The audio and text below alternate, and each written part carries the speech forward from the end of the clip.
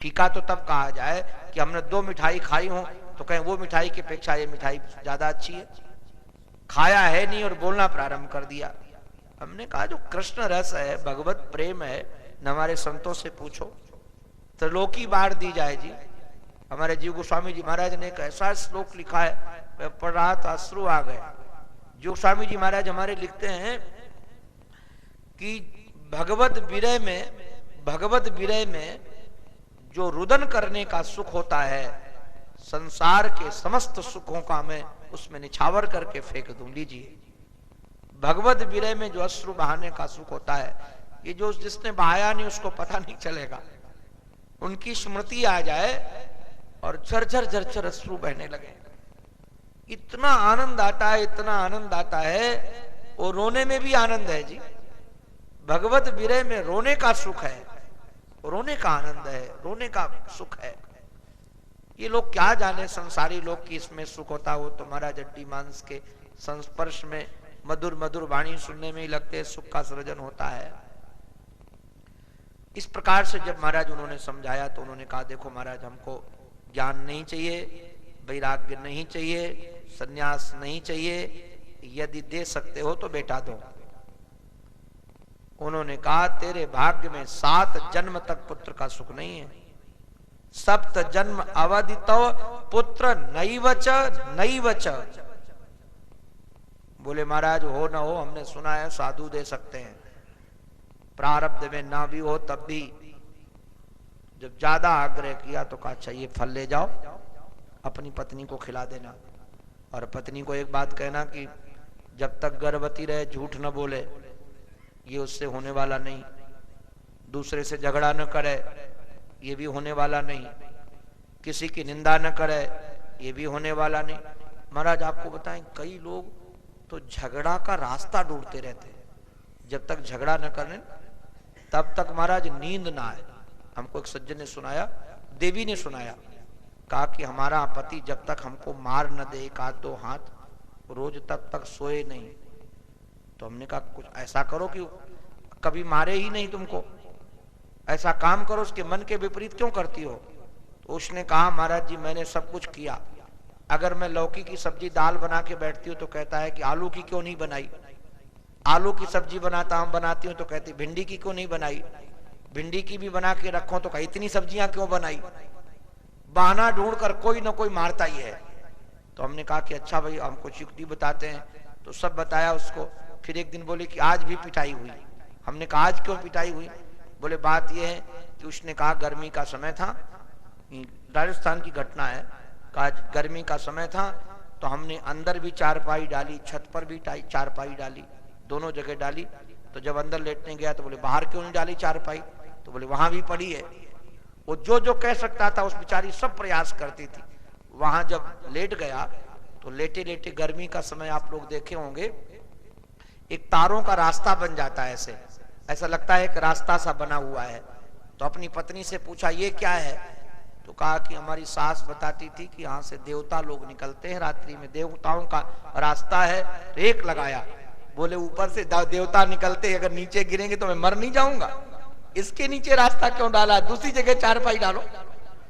तो महाराज जिनको झगड़ा करना है और जिनको मारना है वो तो कोई ना कोई रास्ता निकाल लेंगे। महाराज बहुत रास्ते हैं झगड़ा करने के, तो उसको तो बिना झगड़ा किए, बिना कलह किए कहाँ शांति। पंडित जी ने कहा झगड़ा नहीं करना, निंदा नहीं करना, किसी की चुगली नहीं करना, क्रोध नहीं करना। वो महाराज सब विपरीत थे। उसने कहा कि मारने का मन है क्या, ये नहीं होगा। तो एक सज्जन के घर में गया था तो माता जी हमसे पूछने लगी, माँ मैं महाराज जी मैं क्या करूं, मेरी शिष्या है वो, माँ मैं क्या करूं। तो हमको तो इशारा किया उनकी बहू ने कि कह दो कि मौन रहो, मैं जानता हूं ये मौन रहेगी तो पागल हो जाएगी, वो नहीं हजम कर सकती, उसका दिमाग गर्म हो जाएगा। तो हमने कहा माँ तू बिल्कुल मौन मत रहे, अपनी बिल्लियों को खूब डांटा कर। तो बड़ी खुश हो गई, बोले ऐसा तो किसी ने बताया ही नहीं। तो हमको पता है उसकी कमजोरी क्या है, अगर गुस्सा आए और न निकाले तो दिमाग खराब हो जाए तो जयपुर ले जाना पड़े। और तो महाराज कई बार होता है जिसको गुस्सा आए तो एक टेंशन और हो जाता है, इसलिए उसको कहा जाता ठीक तू बोल ले।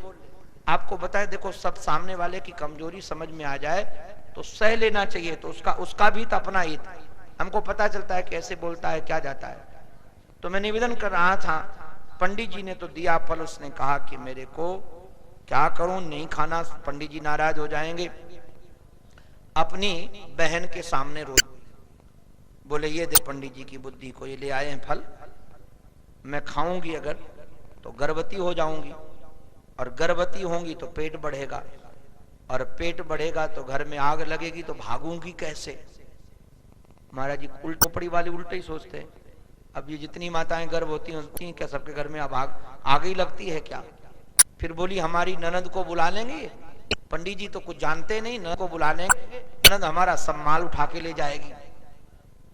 महाराज कितने तर्क बाद में कहती, मैंने एक सिद्धांत बनाया है, संसार में दो प्रकार की स्त्रियां सुखी हैं, बंध्या वा विधवा नारी, सुखनी चेति में मती।